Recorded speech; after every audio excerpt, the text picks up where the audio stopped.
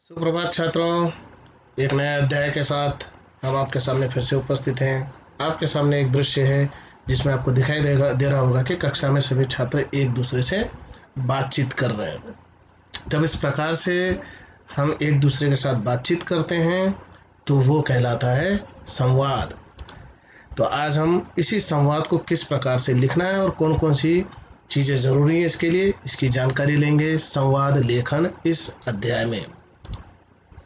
संवाद लेखन जो मुख्यतः वाद मूल शब्द में सम उपसर्ग लगाने से संवाद शब्द बना है, जिसका शाब्दिक अर्थ बातचीत है। इसे वार्तालाप भी कहा जाता है। सामान्य रूप से दो लोगों के बीच होने वाली बातचीत को संवाद कहा जाता है। दो लोगों में हुई बातचीत को लिखना संवाद लेखन कहलाता है। संवाद लेखन के अनेक नाम हैं, जैसे वार्तालाप, आलाप, संलाप, कथोपकथन, गुफ्तगू, संभाषण इत्यादि। यह कहानी, उपन्यास, एकांकी, नाटक आदि की जान है। इसके माध्यम से पात्रों की सोच, चिंतन शैली, तार्किक क्षमता और उसके चरित्र का पता चलता है। नाटक के संवादों से कथा वस्तु का निर्माण होता है।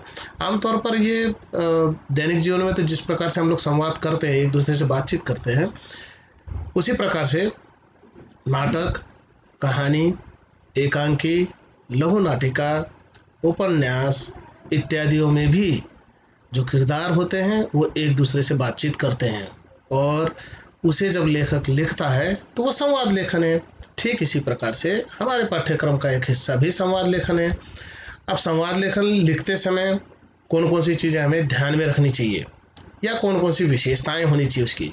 सबसे पहली विशेषता होनी चाहिए स्वाभाविकता। स्वाभाविकता अर्थात जो बातचीत कर रहे हैं वो जिस जगह पर व्यक्ति बात कर रहा है वो बातचीत उस स्थान के अनुसार होनी चाहिए। ठीक उसी प्रकार से पात्रानुकूल भाषा होनी चाहिए। पात्र के अनुकूल अर्थात पात्रानुकूल।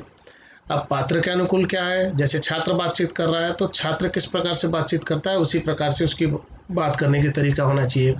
अब वो किस कक्षा का है, किस आयु का है, ये चीज़ हमें ध्यान में रखनी पड़ती है। सब्जी वाला बात कर रहा है तो सब्जी वाले के हिसाब से, पढ़ा लिखा व्यक्ति बातचीत कर रहा है तो पढ़े लिखे व्यक्ति की बातचीत करने की तरीका अलग होगा।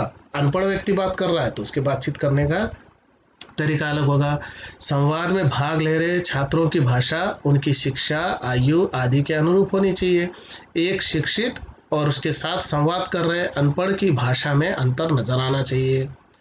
प्रभावी शैली, संवाद को बोलने का एक तरीका होता है और उसका प्रभाव सामने जो व्यक्ति सुन रहा है उसके मन और मस्तिष्क पर पड़ता है और उसके अनुसार वो हमें उसका जो है हमें रिप्लाई देता है, उसी हिसाब से वो हमें उत्तर देता है। तो संवाद को बोलने की शैली प्रभावशाली होनी चाहिए। सुनने वालों पर संवादों का असर होना चाहिए। जटिलता से दूर जो भी बातचीत हो रही है वो एकदम सहज होनी चाहिए, सरल होनी चाहिए, आसान होनी चाहिए। अगर उसमें बहुत ज़्यादा जटिलता या क्लिष्टता होगी तो सामने वाला अर्थ नहीं समझ पाएगा और जब अर्थ नहीं समझ पाएगा तो उत्तर नहीं दे पाएगा। संवाद की भाषा में जटिलता नहीं होनी चाहिए। इससे सुनने वाला बात को आसानी से समझ सकता है और यथोचित जवाब दे सकता है। शालीनता, संवाद की भाषा में शालीनता अवश्य होनी चाहिए। इसमें अशिष्ट भाषा के लिए कोई जगह नहीं होनी चाहिए। गंदे शब्दों का प्रयोग बिल्कुल ना करें। सभ्यता दिखाई देनी चाहिए आपकी बातचीत में। संवाद में ध्यान देने योग्य बातें, संवाद लेखन जब आप कर रहे हैं तो कुछ चीज़ों का उसमें ध्यान रखना पड़ेगा। जैसे कि संवाद की भाषा सरल तथा सहज होनी चाहिए। संवाद लेखन में सरल तथा छोटे छोटे वाक्यों का प्रयोग करना चाहिए। भाषा सुनने वाले के मानसिक स्तर के अनुरूप होनी चाहिए। संवाद लेखन में किसी एक पात्र के कथन को बहुत लंबा नहीं खींचना चाहिए।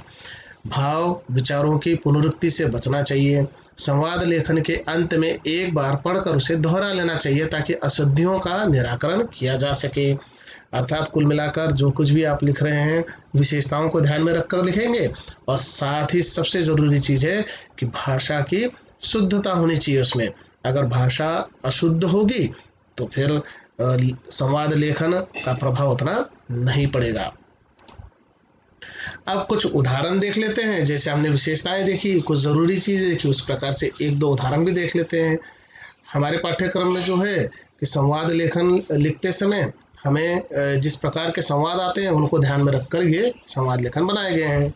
सब्जी वाले और ग्राहक का वार्तालाप। ग्राहक, ये मटर कैसे दिए हैं भाई? सब्जी वाला क्या कहता है, देखिए, ले लो बाबूजी, बहुत अच्छे मटर है, एकदम ताज़ा। भाव तो बताओ। बेचे तो 15 रुपए किलो हैं, पर आपसे 12 रुपए ही लेंगे, बहुत महंगे हैं भाई। क्या बताएं बाबूजी, मंडी में सब्जी के भाव आसमान छू रहे हैं, फिर भी कुछ तो कम करो। आप 1 रुपया कम दे देना बाबूजी, कहिए कितने तोल दूं? 1 किलो मटर दे दो और 1 किलो आलू भी। टमाटर भी ले जाइए साहब, बहुत सस्ते हैं। कैसे? 5 रुपए किलो दे रहा हूँ, माल लुटा दिया बाबूजी। अच्छा दे दो आधा किलो टमाटर भी, और 2 नींबू भी डाल देना। ये लो बाबूजी, धनिया और हरी मिर्च भी रख दी है। कितने पैसे हुए? सिर्फ 21 रुपए। लो भाई पैसे। तो इस प्रकार से हम संवाद लेखन कर सकते हैं। चलिए फिर हम मिलेंगे एक और अध्याय के साथ। धन्यवाद।